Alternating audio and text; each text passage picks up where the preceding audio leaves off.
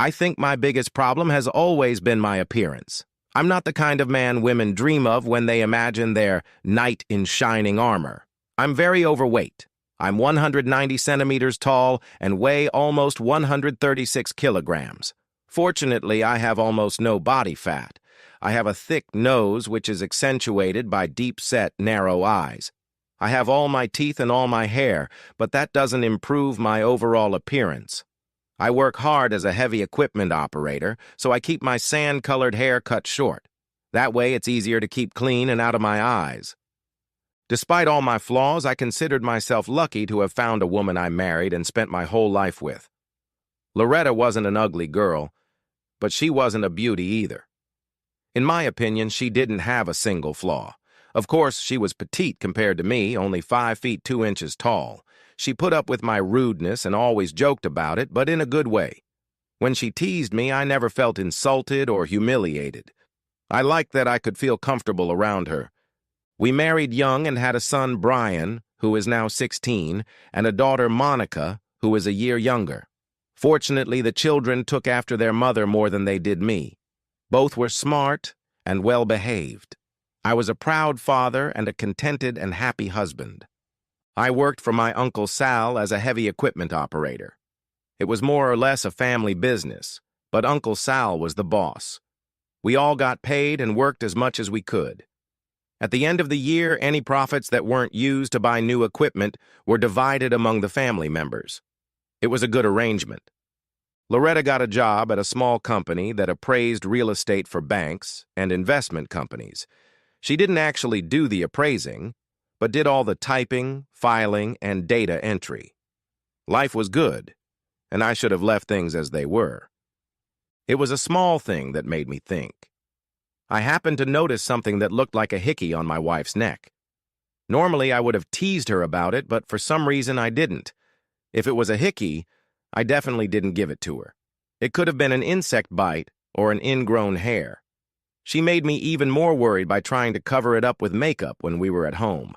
I could understand why she would want to hide it if she was going out, but why would she do that at home? If Loretta was seeing someone else, she was doing it during the day. She never went out at night when I wasn't home. I was sure she wasn't seeing anyone in the house. It tormented me for a whole week. Of course, by then the hickey was gone, but the memory of it remained. Our sex life was fine. Maybe I wasn't as romantic as I should have been, but I always bought her flowers for no reason and never forgot her birthday or our anniversary. We went out to restaurants regularly and, when we could, went to plays or movies. Every year we went on a family vacation to some special place. I valued her as a wife and as a companion in life. Now I was going crazy with doubts because of a stupid red mark on her neck. Work wasn't very busy, so Uncle Sal gave me a few days off without any problems. I had no idea what I was looking for or what I was going to do. I decided to just follow her and see what happened. I borrowed a car from a coworker and bought a crossword puzzle book. Nothing happened for 2 days. I followed her to work, to lunch, and home. I was starting to feel like a fool, but on the 3rd day, everything changed. Loretta left the office for lunch a little earlier than usual. She didn't go to her car, but walked around the side of the building. A white 4-door company car pulled up behind her, and Loretta got into the passenger seat. Okay, she's going to lunch with someone from work. It was a little different from the previous 2 days, but not that unusual. I had no trouble following them, and then my worst fear came true. The white car pulled into the parking lot of one of the small, shabby motels near the highway exit. I recognized one of the men. He was one of the appraisers Loretta worked with, Tom something or other. He already had a key. They entered the room as if they had done it 100 times before. He was a nice-looking guy, about 10 years younger than Loretta. They drew the curtains and closed the blinds. Unfortunately, I hadn't thought of that ahead of time. I didn't know what to do next.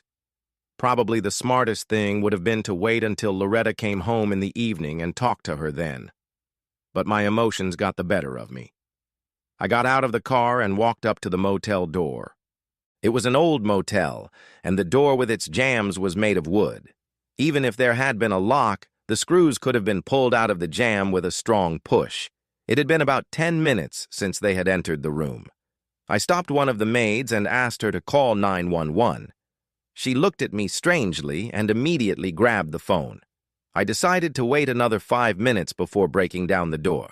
My patience only lasted 2. I slammed the door with my right shoulder. Not only did the lock pop out, but the hinges were torn out of the wall. The door fell to the floor with a crash, startling Loretta and her lover. They were naked in bed, and I grabbed him by the neck, not even letting him get up. Seeing my wife having sex with another man was unbearable for me. It was his fault because he knew she was married. It was also her fault for the same reason. My rage broke free. My wife had never seen me like this before. Tom, as he was called, didn't recover from the first 2 blows, which broke several of his ribs. After that, he couldn't move or breathe.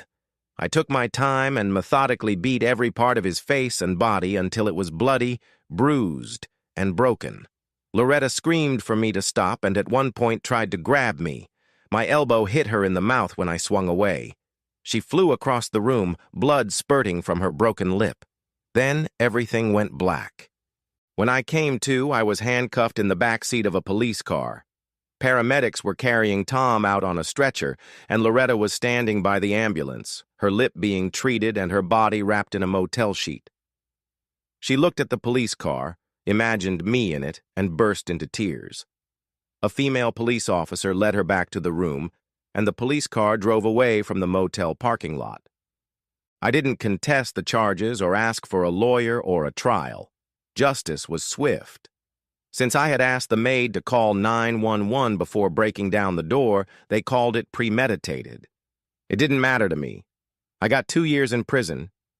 My brother Louis was the only one who saw me before I left for state prison. He promised to visit me when things settled down a bit. I had no problems in my new home, especially after word got out about why I was there. 10 days passed before Louis showed up. "John, I wanted to bring you cigarettes, but then I remembered you don't smoke." He diffused the tension with his joke. "Cut the crap, Louis. What's going on at home? No one has told me anything, and all I hear here are rumors and nonsense. Things are as bad as they can be. The kids and the family are in despair, and Loretta has been hiding in the house ever since. Brian and Monica are staying with Mom and Dad, but they plan to come home at the end of the week. I don't know anything about Loretta because she won't talk to anyone. Her sister Joyce came by, but Loretta wouldn't let her in." "Does Loretta talk to the children?" "Number. They've tried several times, but she refuses to talk to them. I don't think she'll ever tell anyone what really happened." "I take it she's not going to work?" "Hell, she doesn't even leave the house. She's going to run out of food soon." "Who's paying the bills?" "I don't know. I'll ask Brian to see what he can come up with this week. Monica is determined to get back in the house, one way or another." "What about that guy?" "His name is Tom Bostick. He's still in the hospital, probably another couple of weeks." "What the hell? I only beat him up a little. Why is he still in that damn hospital?" "You beat him pretty badly, John. Besides broken ribs and a broken collarbone, he has a lot of internal damage. I couldn't get all the details, but it seems to be related to his kidneys and spleen. His genitals were also injured. He has to eat through a tube, and there's something wrong with one of his eyes." "I guess I lost my temper." "It sure looks like it." "I think I need to talk to the kids. Will you bring them with you next time you come?" "Why not?" After Louis left, I made a list of things I thought needed to be done around the house. Of course, it was all based on what Louis had told me about Loretta's behavior. I felt a certain responsibility to keep the house running smoothly, at least until the kids finished school.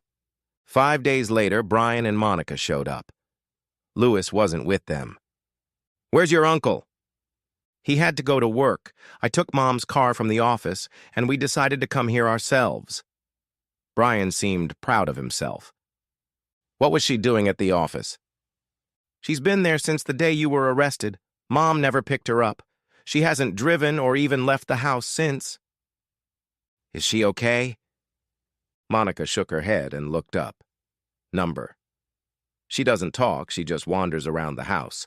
She doesn't answer questions or pick up the phone. The answering machine is full. I tried to answer all the calls, but only from relatives. Even journalists have been calling. Will you be okay there, or do you want to stay with your grandparents? I think we'll be fine, Dad. We just need to get into some kind of routine. Brian sounded confident, and I was glad my kids were taking control of the situation.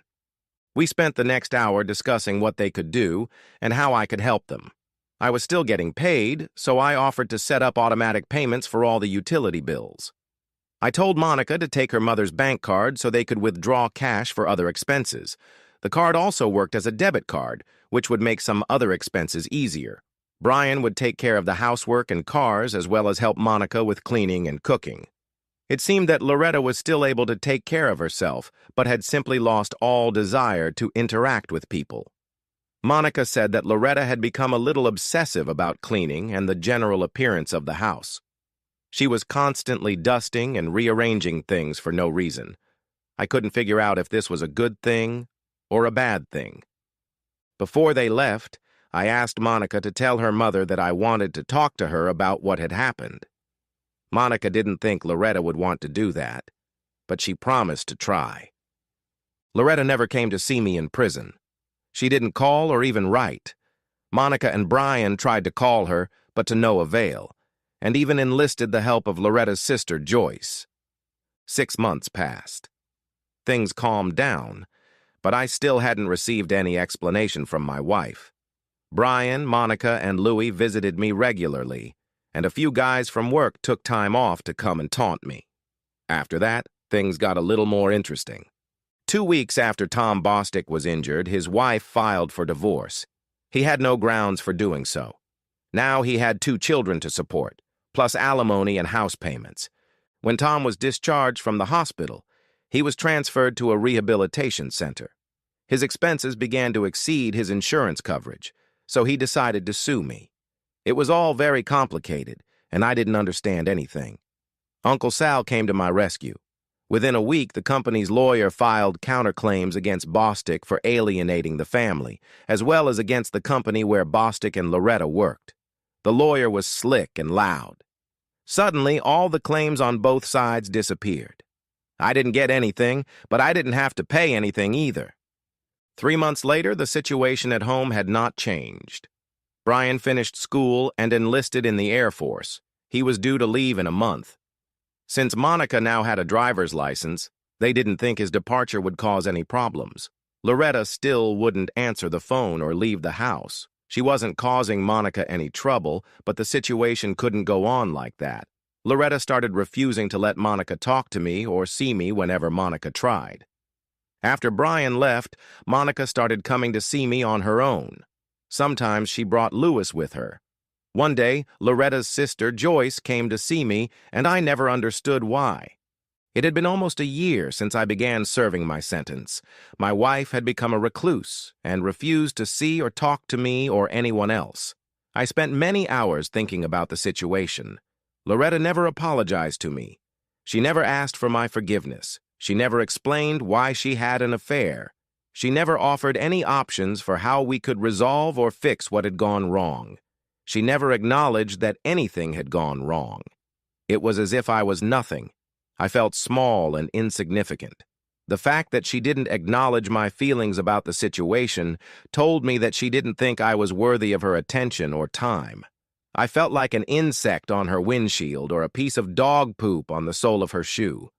Once the problem with John was solved, she wouldn't have to worry about it anymore. I spent hours thinking about things like that.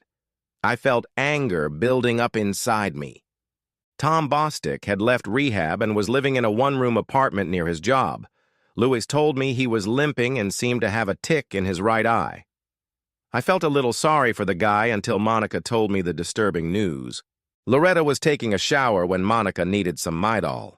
She rummaged through her mother's purse and found a prepaid cell phone hidden inside. There was only one number stored in the phone. Monica wrote down the phone number and the number that was in the directory. It was disturbing news. Of course, given how things were going, there was no way I was going to get back together with Loretta. However, the thought that she might still be in touch with Bostic made me furious. 2 weeks later, they announced that 127 of us would be released early. My name was on the list. I had no problems in prison. I had a job waiting for me on the outside, and I was a first-time offender. What more could I want? Louis and Monica came to pick me up. I decided to stay with my parents for a while, until Loretta got used to me being around. It was an unnecessary precaution. Loretta left. It was the first time she had left the house in a year. She didn't tell anyone anything and didn't leave a note. A quick check showed that she had taken most of her clothes and several suitcases with her. I avoided meeting my wife so as not to talk to her about her infidelity. Or rather, she avoided me. I was looking forward to her explanation. Of course, if she still refused to talk after my return, I wouldn't find out anything. I also learned that Tom Bostic had quit his job that week. Interesting. Instead of staying with my parents, I returned to Monica's house. She seemed relieved that I was back, especially now that she had a steady boyfriend. Of course, that also meant that I spent my nights at home alone. I never thought I would miss my cellmates. Any company was better than none. A week later, I went back to work. It was as if I had never left. I felt obligated to Uncle Sal and his family to work overtime. No one refused me. For some reason, over the past year, I had lost my taste for beer. I know it sounds strange, but it no longer quenched my thirst like it used to. I had never been interested in hard liquor, so I started drinking a lot of cola and iced tea. People teased me a little, but I was immune to peer pressure. It started badly one night when I was thinking about Loretta and Tom Bostic. They made a fool of me. I didn't even know Bostic, but I didn't deserve that kind of treatment from my wife. I never treated her badly. I never insulted her, either physically or verbally. I was always respectful and loving. I didn't do anything to make her hate me. Of course, I had a feeling that she didn't really hate me. She just didn't have any feelings for me. She just threw me away like an old shoe without a second thought. It was humiliating. Marcy tried to help as best she could, but there wasn't much she could do. I was glad she found a companion, especially after all the problems she had last year taking care of her mother. I wanted to give her all the time she needed to catch up. I also tried not to show my depression at home or at work. The more time I spent at work, the less I thought about Loretta. When I got home, I was usually tired and slept well. Usually. It was Sunday afternoon when I decided to visit Joyce. Joyce was Loretta's younger sister. She was divorced and had 2 children in elementary school. I always appreciated that she came to visit me when I was in prison, although I never understood why. Sometimes I thought that if I had been a little friendlier when she came, she might have come again. "John, it's good to see you. I heard you're home again. Come on in. Would you like some coffee or beer?" I followed my sister-in-law into the kitchen. "Coffee would be great." "I think I know why you're here. I don't know much, but I'll help any way I can." "The most important question you probably can't help me with is why." Joyce set 2 hot cups on the table and sat down across from me. "You're right, John. I can't help you. I've asked her several times in different ways, but she always either ignored me or changed the subject. I thought she wasn't talking to you. She didn't even want to see me until last week. And then suddenly she wanted to talk." There was a pause. Joyce seemed ready to answer my questions, but she wasn't in a hurry to share anything personal. "Joyce, why did you come to Graterford?" "I don't know. I felt like Loretta had set you up somehow, and you didn't deserve that. You didn't look very happy to see me, so I didn't come back." "I'm sorry. I was still hurting. I didn't understand why you came, and I didn't know how to react. I guess I was being too sensitive. Except for what I read in the papers, I still don't know what happened." Joyce sighed softly. I put down my coffee and laughed a little. "It's simple. She cheated on me, I caught them, and I beat the guy up. End of story. Except that you spent a year in prison. I prefer to think of it as a vacation. It was better than one of those damn cruises. We both tried to find something funny in the situation, but to no avail. "Why are you here, John?" "Where is she?" I tried to phrase the question simply to get a straight answer. "In Reno." Damn. It worked. I asked the question and got the answer. "Loretta came to me to talk about my divorce.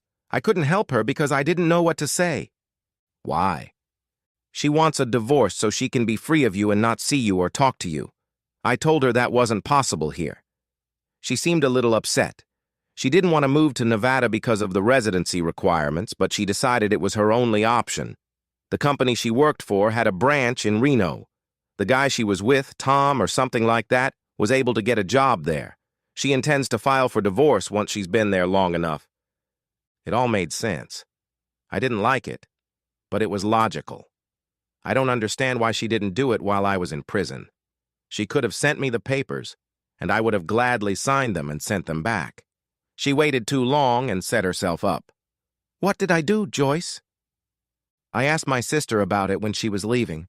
She just smiled and walked out without answering. She probably decided I wasn't good enough. I wish she had told me before we got married. "Then you wouldn't have Brian and Marcy." I forced a smile. "John, my husband was handsome, but he was a bastard. That's a bad reason to get married. I won't make that mistake again." "I guess I'll have to find a divorcee who had a handsome husband. Maybe I'll get lucky next time." It was stupid, and I realized it only after the words had left my lips. Embarrassed, I got up and thanked Joyce for the coffee and the conversation. I think I knew why she had come to Graterford to see me. Not only am I ugly, but I also seemed to be a bit dim. When I left, she looked a little embarrassed, and I felt awkward. I booked a week-long Caribbean cruise and gave the ticket to Louis. Louis wasn't married, and I knew he'd appreciate the trip, especially at my expense. In return, I borrowed his car. The less he knew, the better. It took me 3 days to drive to Reno. I found an empty, abandoned house east of Sparks that had been foreclosed on, and I easily arranged for Tom Bostick to come and appraise it. He arrived at the house with his trusty notebook and tape measure. 30 minutes later, he was in the trunk of Uncle Louie's car, heading east. I drove about 30 miles from Winnemucca before I found a turn that seemed right. I don't know where that dirt road led, but I only drove the first mile. Tom was still breathing when I put him in the trunk, but he had decided to stop in the last few hours. It was a shame because I wanted to talk to him a little longer. I found a small ravine with lots of rocks and rough vegetation. I took his watch, wallet, and cell phone, then threw the body into the ravine. Someone might find him, but not before the coyotes and other animals got to him. I continued eastward, feeling a little less humiliated. I never considered myself a vengeful person, but apparently I was. I stopped at a casino in Elko and left Tom's wallet in the men's restroom. I was sure someone would find it and use the credit cards. No one would report the wallet missing, which meant no one would report the credit cards missing. There was nothing special about the watch, so I just threw it in the trash. I had just crossed the Utah state line and decided to call Joyce when I got home. Maybe nothing would come of it, but at least I could have dinner with her at a restaurant. I was starting to feel better when my cell phone rang. The display showed the number Marcy had given me. It looked like I would be able to talk to my wife after all. "Tom, where the hell are you? Tom, are you there? Answer me." My hoarse voice was as recognizable as my disgusting appearance. I couldn't hide it. "Sorry, wrong number." I listened just long enough to hear my wife exclaim, "Oh my God, no!" I threw the cell phone out the car window. In a few days, I'd be home. I hoped Louis was enjoying my vacation.